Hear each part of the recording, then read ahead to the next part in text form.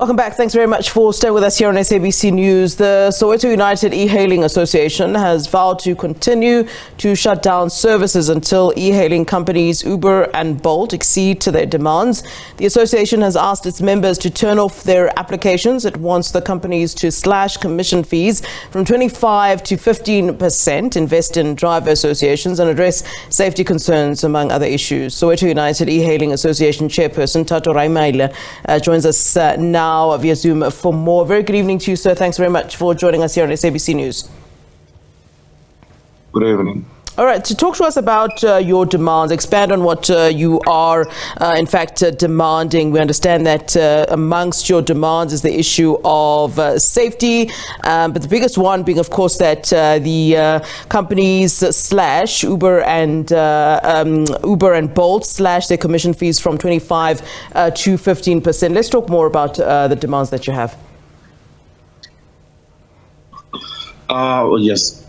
And the demands that we're having is that we would like them to lower their commission from the 25% commission base that they take from drivers and 6% request commission that they also claiming to take from their requesters, of which it turns out to be on 31% base, and we want them to take it to 15% commission. Have your drivers associated to you, in fact, acceded to your call for them to switch off their applications until you are indeed heard by the two companies? Oh, yes. We had a pretty much support from the drivers on the ground, even though there was a little bit of rebellious there and there, and some drivers, they feel not presented, or they feel maybe it's a waste of time since it has been tried before. But we urging them to have some hope in it, and also to assist in exercising the shutdown, as it's a peaceful march, that we are not actually mobilizing to any street or any government building, but sending our memorandum of grievances to them. Yeah, you said that this was done before. What happened the last time, and were your demands met that last time that you're talking about? We were never there. So basically, the previous leaders have actually done quite great work with regarding to interventions. And with that being said, a formal structure was even developed through the interventions that they've done with Mama Bolo as the former MEC, and with Fikile Mbalula by then Minister of Transport. And now it's all about the app companies now. We need to force the hand out of them that they come and account for all the grievances that the drivers are having on the ground, because it has become so despicable with the high commission that they're charging, also the anti-security features that they do not want to put on the apps, and the fact that they are not accountable to anything. Have they at least agreed to meet and speak to you and hear some of these concerns? So are they entertaining anything that you are saying at this time?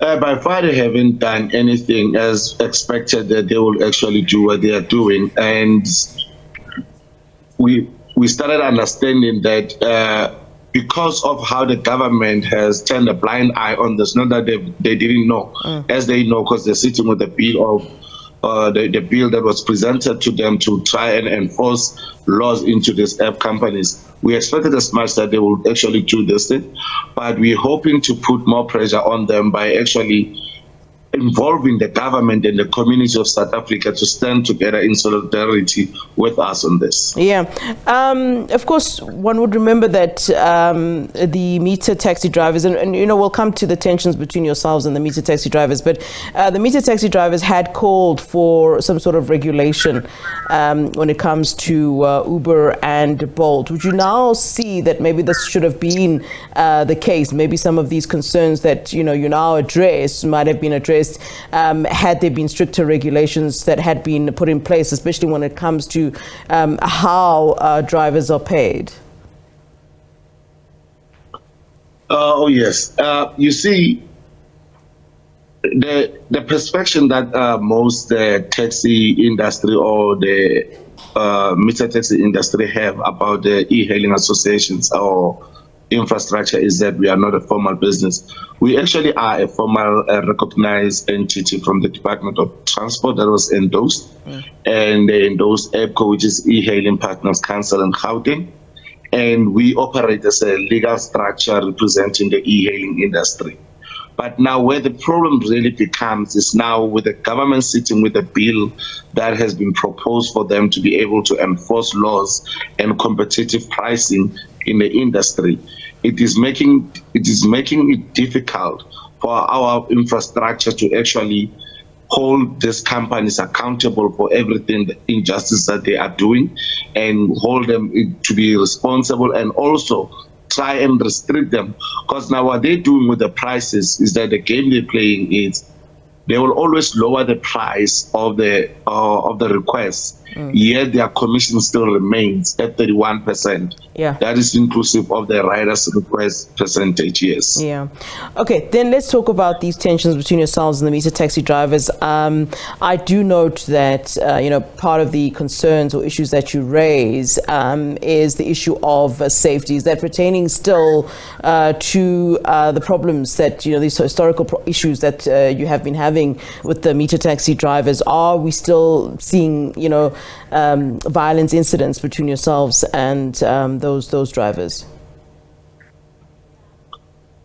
The meter taxis conflicts and whatsoever is just a drop in an ocean. The biggest problem we have in the industry is the client themselves. And when I say clients, I don't mean everybody inclusive, because we have great clients in the industry.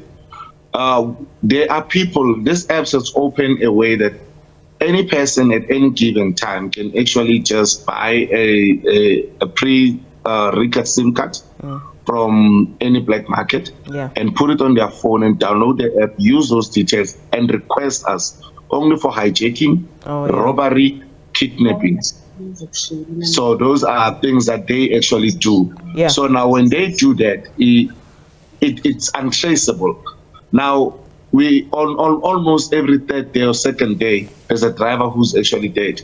And when you try to get information so that we can assist the police in terms of convictions or arrests, there's nothing actually this app companies can give you besides to say a phone number that has never worked until that day. Yeah, you were mentioning safety features on the app. What are you suggesting?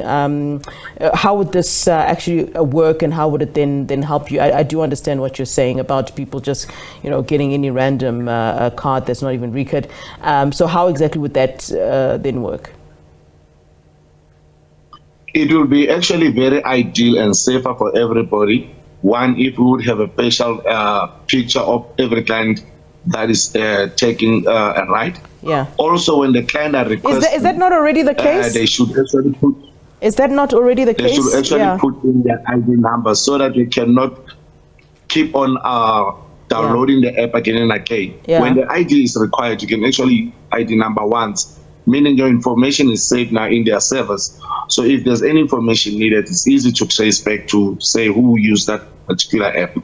Oh, okay. All right. Thanks very much for giving us your time and for talking to us. No doubt this is a story that we'll keep an eye on. That is Soweto United E-hailing Association Chairperson Thato Ramaila.